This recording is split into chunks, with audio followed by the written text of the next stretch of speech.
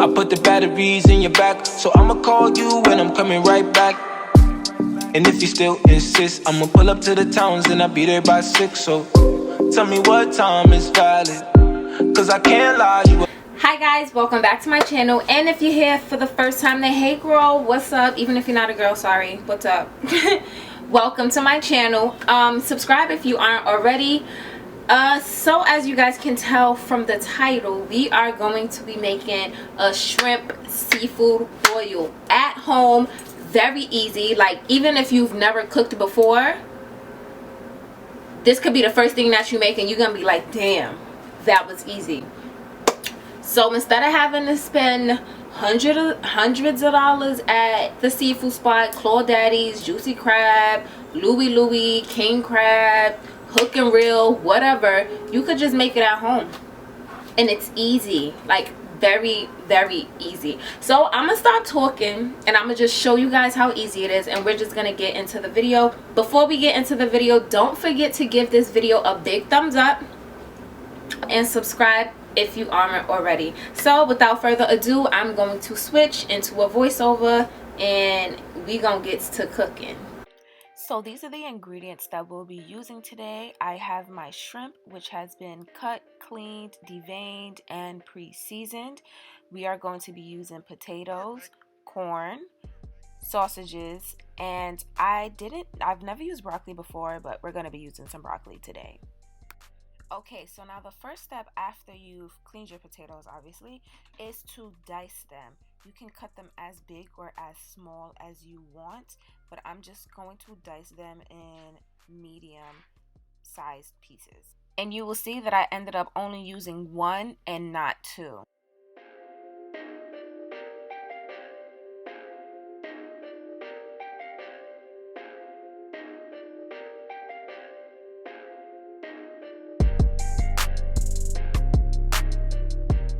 Once we are done cutting up our potatoes, we are going to put them in this pot. And I know you're thinking, Zay, why is this pot so big for all them little bit pieces of potatoes?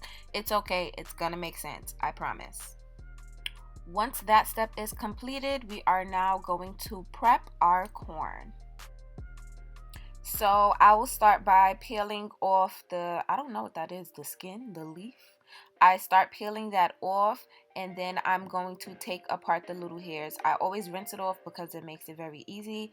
Please make sure that there are no corn hairs on your corn when you're done rinsing.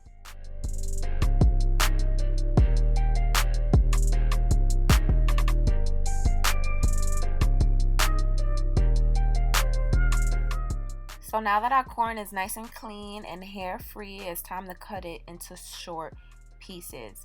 Listen, I use this butcher knife, but this butcher knife used me.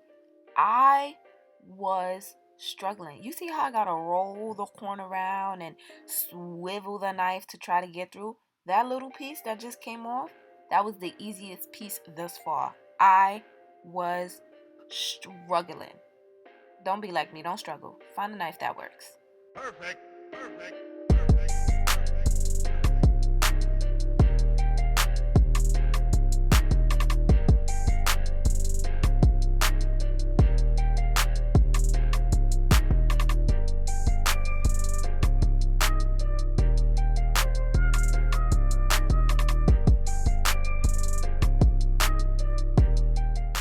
So now this is when all the struggling was over. Look how many pieces of corn died in the battle. So yeah, I'm gonna clean this plate up, make it look pretty, and come back. Okay, so now we're gonna take these stubborn pieces of corn and drop them in that same pot with the potatoes. You could boil them separately, but they're all gonna be cooked together anyway, so why not conserve water and drop it in the pot. Please drop it one by one so you don't get splashed with hot water like I did. So I'm gonna stir it around a bit, and then I'm going to cover the lid and leave it to boil for about 15 minutes. So about 10 minutes into my corn and potato boiling, I then added my broccoli on the stove to steam. So as all of that is on the stove, I'm now going to just prep my sausages. I'm just going to cut them into thin slices. So I used 1.5 sausages.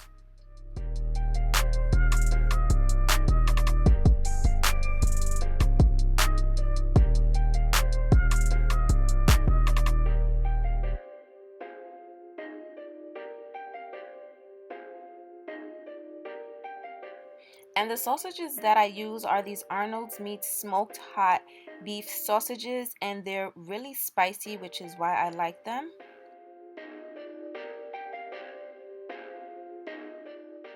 So now we're going to take our potatoes and corn and we are going to drain them in a drainer.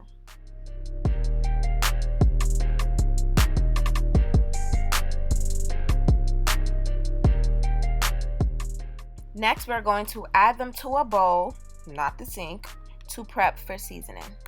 So while the potato and corn is sitting in the bowl, we're going to add our sausages. Then we're going to add our broccoli.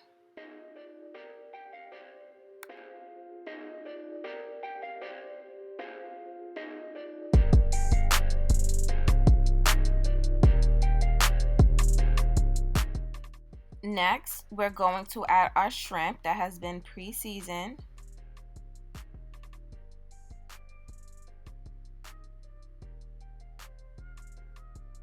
Make sure all that seasoning get in there. And now it's time for the fun part. So we're gonna go in with my favorite seasoning, the perfect seasoning, and we're gonna sprinkle that all in there. Get a little generous. You can get as generous as you want, just not too generous because high cholesterol is a thing. Then I'm going to add some black pepper. Yes, I'm using a fork, and that's because my black pepper comes in a packet because it was bought at the African market, so please don't judge. So yes, I'm going to add some black pepper to that mix as well. Once the black pepper is added, we are now going in with the most important seasoning, Old Bay seasoning. You want to be real generous with this. As you can see, the little sprinkles on top was not working for me, so I had to open that up and start sprinkling it all in there.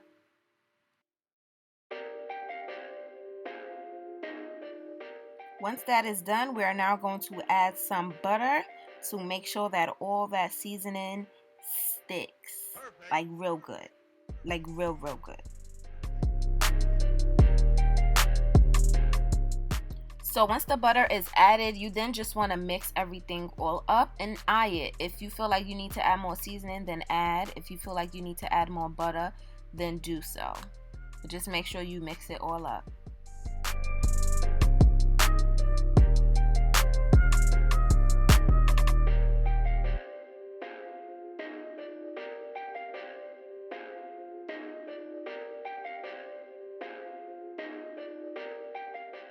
So before we put the contents in the oven, I made myself a little foil made bowl, which I'm going to put my boil into. Now we're just going to add the contents of the boil into the foil bowl. And you want to make sure you kind of like even it out. Well, that's what I do. I want to make sure not all the potatoes are in the same place. I want to make sure the shrimp is spread out. You want to make sure that the sausages are spread out, as well as the broccoli. And then whatever seasoning is left in the bowl, sprinkle it all in there. And this is what it looks like when it's all in the foil. So now we're going to put it into the oven.